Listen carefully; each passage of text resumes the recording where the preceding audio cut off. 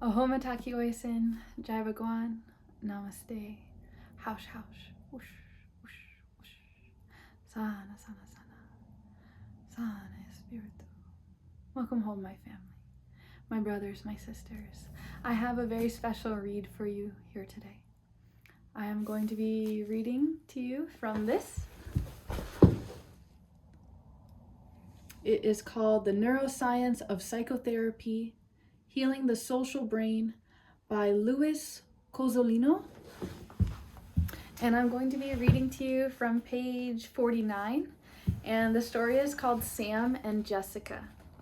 It opens up with a quote, and it says, "The deepest principle in human nature is the craving to be appreciated."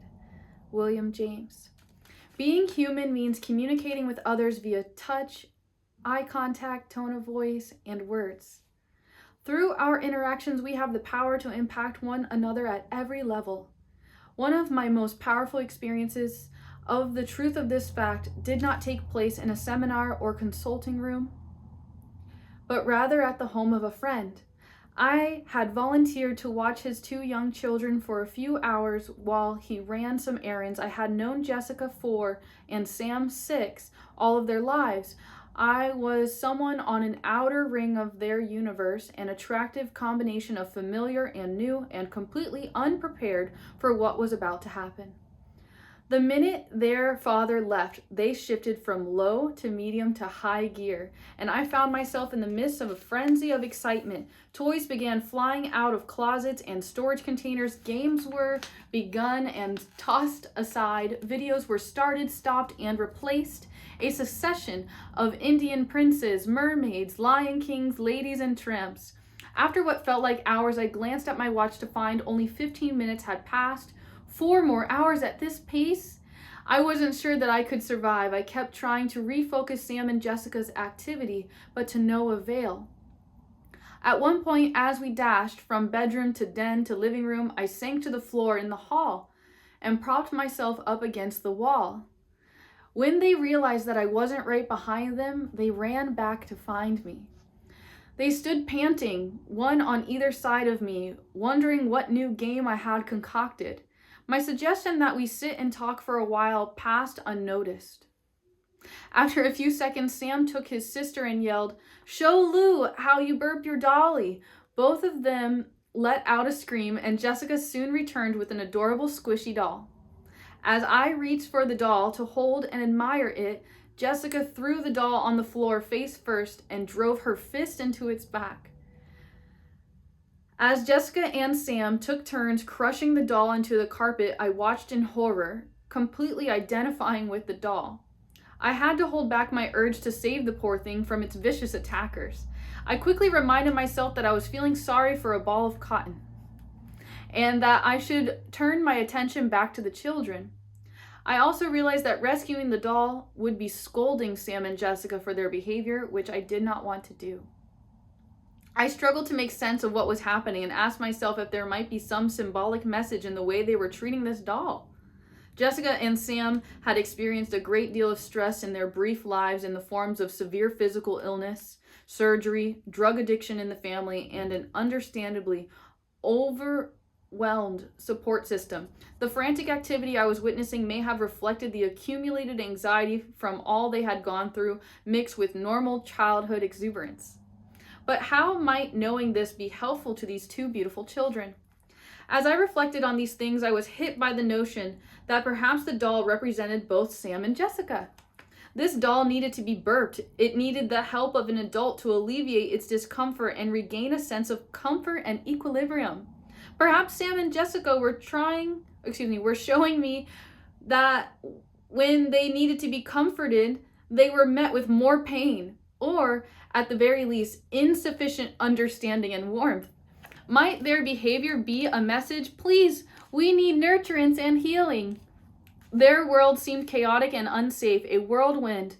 These were the same feelings that they had created within me during the last half hour.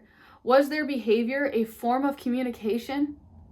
They had each taken a number of turns burping the doll, and I suspected that their attention would soon turn to me. What to do or say? I didn't want to burp the baby their way, and my thoughts about what was happening would be meaningless. I could feel my anxiety growing when finally they both turned to me and cried in unison, "Your turn!" I hesitated. The chant of burp the baby began to rise. I looked at both of them and said, "I know another way to burp a baby." "Here's how my mom burped me." A cheer went up. I suspect that they assumed that I was going to set the doll on fire or put it in the microwave. I gently picked up the doll and brought it to my left shoulder, rubbing its back in a circular motion using my right hand. Looking down at it with tenderness, I quietly said, "This will make you feel better, little one." A silence fell over the hallway. I looked up to find Jessica and Sam transfixed, as if hypnotized. Their eyes followed the slow circles of my hand, heads tilted like puppies. Their bodies relaxed, their hands limp at their sides, calm for the first time. After following the movement of my hand for about 30 seconds, Jessica looked up at me and softly asked, "Can I have a turn?" "Of course you can," I told her. At first I thought she meant that she wanted a turn burping the baby. But then carefully, almost respectfully, she took the doll from me and placed it on the floor with its back against the wall. She stepped over me, climbed over my crossed legs, and put her head on my shoulder where the doll's head had been. She turned to me and almost inaudibly said, "I'm ready now." As I rubbed Jessica's back, I felt her growing more and more limp as she melted into my shoulder and chest. I half expected Sam to tear her off, climb on himself, and turn it into a wrestling match.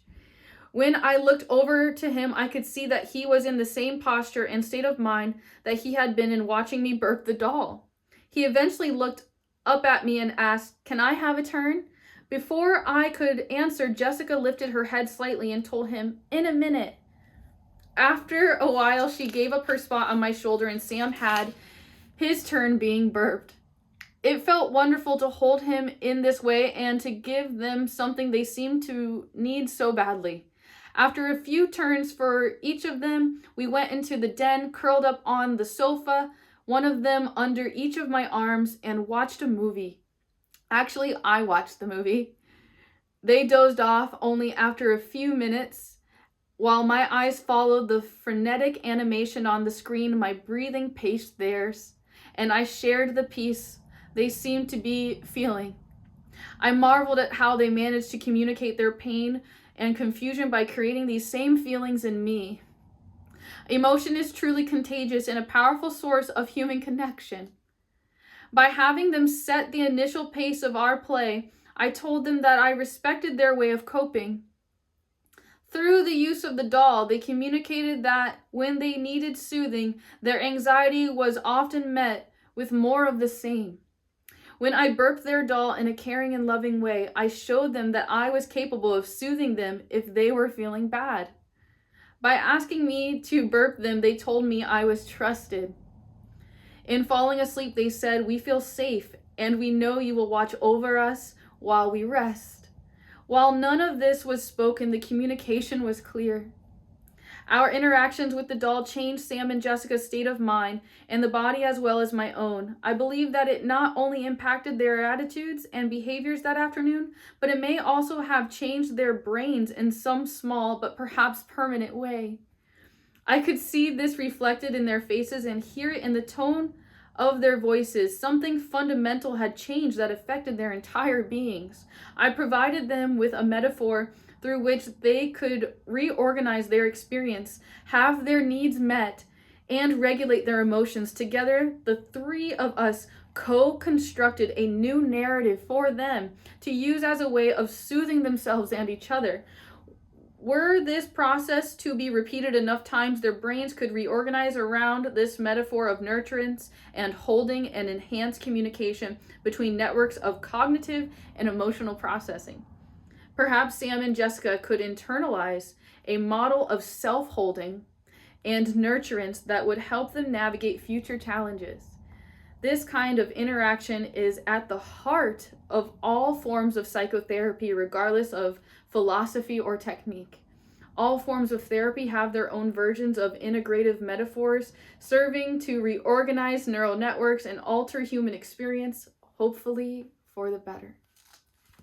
I just really think that is so beautiful. I almost cried the first time I read it, and I just wanted to share that because I feel like we all can relate to that. So, aho MITAKUYE OYSAIN, jai bhagwan, namaste, haush haush, whoosh, whoosh, whoosh. I will see you again soon. Until next time, shalom, shalom.